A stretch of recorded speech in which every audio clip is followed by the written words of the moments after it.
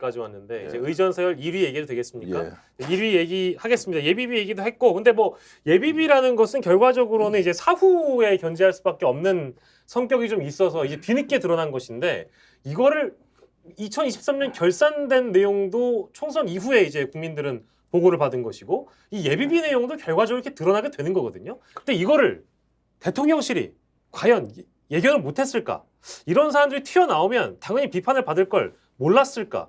영수회담 이후에 이런 주제가 다뤄질지 몰랐을까요? 썼잖아요. 그러니까요. 그러니까 쓰기 전에야 이걸 감추거나 어떻게 잘 예를 포장을 해야 되지만 예. 쓰고 난 다음엔 그냥 시간이 지나가면 끝난다고 생각하는 거죠. 아니 2년 동안 대통령이 국민들한테 한 모습들을 보십시오.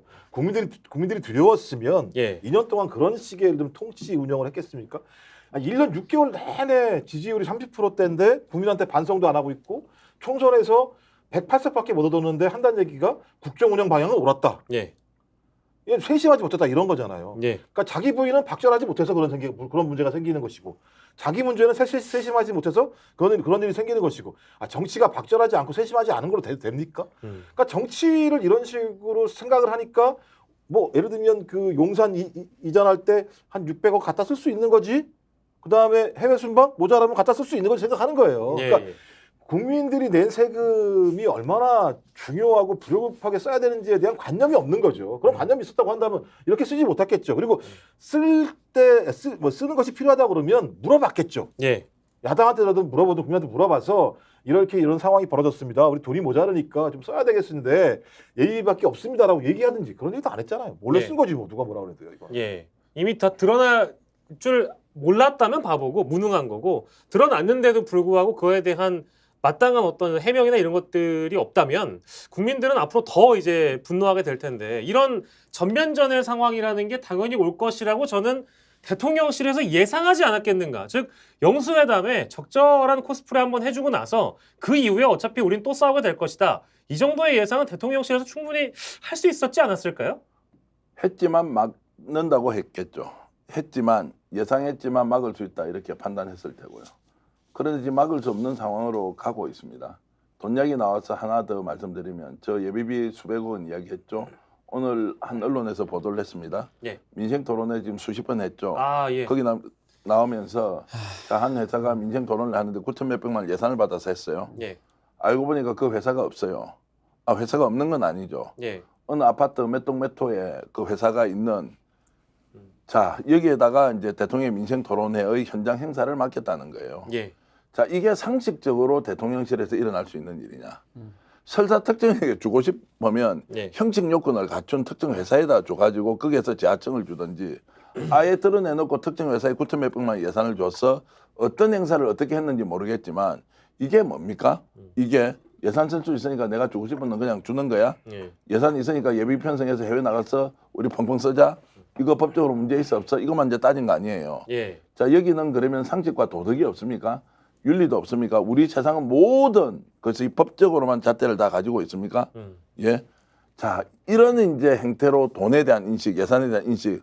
그런데 대통령이 나서서 자 어떤 재정하자 했습니까? 건전 재정입니다. 돈 아껴 썼어. 불필요한 데 쓰지 말자고. 그렇게 해야 된다. 지금 국가 부채 너무 늘어난다. 그 누가 제일 먼저 모범 보여야 됩니까? 누가 제일 먼저 모범을 보여야 되냐고요. 의전 서열 1위요. 그러니까요. 거기에서 하는 행사도 조금이라도 줄여서 예산이 있으면 9천만 원이 아니고 8천만, 7천만 원 안 되나? 형식을 좀 더 간소화하자. 비용을 좀 덜 이렇게 해야 되지 않겠습니까? 그렇게 했겠습니까?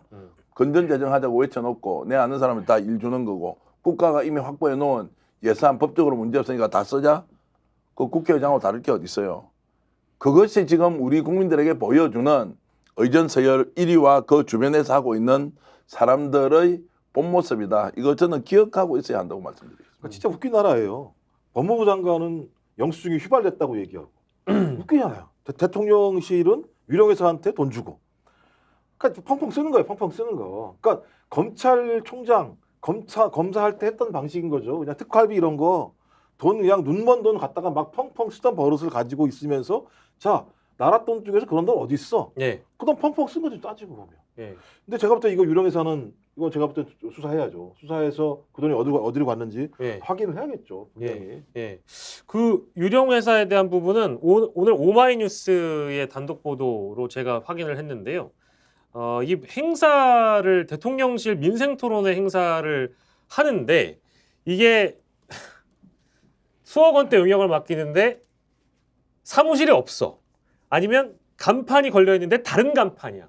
그 업체도 영세 업체인 경우가 많고 직원도 찾아보기가 힘든. 그러니까 수의계약은 뭐 급하게 하는 경우가 많으니까 뭐 그거를 그 한계를 인정한다고 하더라도 어떻게 나라 예산을 이렇게 하는데 심지어 대통령이 등장하는 행사를 이렇게 할 수 있습니까? 그러니까 지금 우리 자막으로 우리 PD님이 잘 해놓으셨네요. 급조하다 보니 직전에 계약했는데 수의 계약하는데 사무실이 아파트야. 그러니까 조금 전에 김 박사 말씀대로 사무실이 없는 건 아니고요. 있어요, 사업장 있어요. 소재지를 네. 가보니까 아파트 몇 동 몇 호라는 거예요. 예. 그러니까 유령인 거죠. 네. 유령 회사이거나.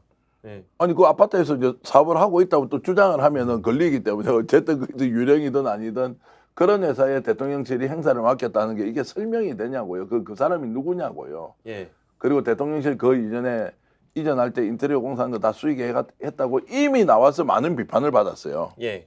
그 뒤에도 계속 하고 있다는 거 아니에요. 예. 줄줄 세고 있다는 줄줄 얘기네요. 세고 있는데 그 사람이 누구냐는 거예요. 그러면 수익계약 하면은 막 이제 자격 요건이 없더라도 줘도 되냐고요. 아니 자격 요건 있다고요. 그러면 아파트에 이제 사업장 소재지하고 국가 입찰할 때 우리 조달청 입찰하지 않습니까? 예. 이제는 사무실에서 운영 몇 년 하고 할 필요 없네요. 그 자기 집에 다 아파트에서, 사무실에서 해놓고 직원이 있든 없든 그냥 다 하면 다 똑같이 자격 주세요. 그러면은 9천만 원 1억짜리 입찰할 때 이제 집에만 있어도 되고 유령처럼 보여도 관계 없으면 입찰 제도를 바꿔야 되지. 만약 이것을 똑같이 제가 비유하지 않습니까? 광역자치단체에서 단체장이 이런 식으로 수의계약 줬다면 어떻게 되겠어요? 용납이 되겠냐고요. 그런데도 법적으로 하자가 없다? 알겠습니다. 법적으로 하자가 없으니까 마음대로 하십시오. 진짜 집집마다 9천만 원씩 줬으면 좋겠네. 그래서 제가 권대희 본부장도 네. 이제 알고 계시겠습니다만 예산은 어딘가에서 이렇게 줄줄 세거나 예산을 주더라도 불분명한 업체들에게 국가의 행사를 맡겨서 수의계약 용역을 통해서 예산이 샜다. 근데 이런 돈은 모르겠습니다. 국민들이 바라보기에는 안 아까운지 모르겠는데, 그분들이 보기에는 안 아까운지 모르겠는데, 국민들한테 주는 돈은 싫다는 거 아니에요. 물가 올라간다고. 아니 근데 지금 보니 뭐 이런 전문가는 아니지만 지금 뭐 기사 내용 저도 보고 있습니다만 이 국가조달관련법이 있네요. 아주 중요한 국가적 재난이라든지 긴급한 뭔가가 터졌을 때 계약할 수 있도록 만든 게 수유계약법이다라는 조항이 있는데 이 민생토론회라는 게 지금 앞서 말씀하셨지만 하루 행사 하루나 5일 전에 계약이 되거나 심지어 3월 달 같은 경우에는 19, 20일, 22차 민생토론회 행사 날에 그 당일날 계약이 이루어졌다는 게 이게 무슨 말입니까? 예, 그러니까 급조해서 일을 하면 갑자기 어떤 일을 추진하면 사실은 그러니까 일을 순리대로 해야 되는데 갑자기 뭔가 비틀거나 급하게 하거나 하면 탈이 나거든요. 그래서 저희가 본방송 주제를 이제 들어가는 영수회담도 급조했기 때문에 급조한 배경에는 무엇이 있을까? 급조를 해서 무엇을 얻으려고 했을까? 스픽스는 말하는 언론입니다. 대세는 유튜브, 그중에서 스픽스. 좋아요, 댓글, 구독, 알림 설정.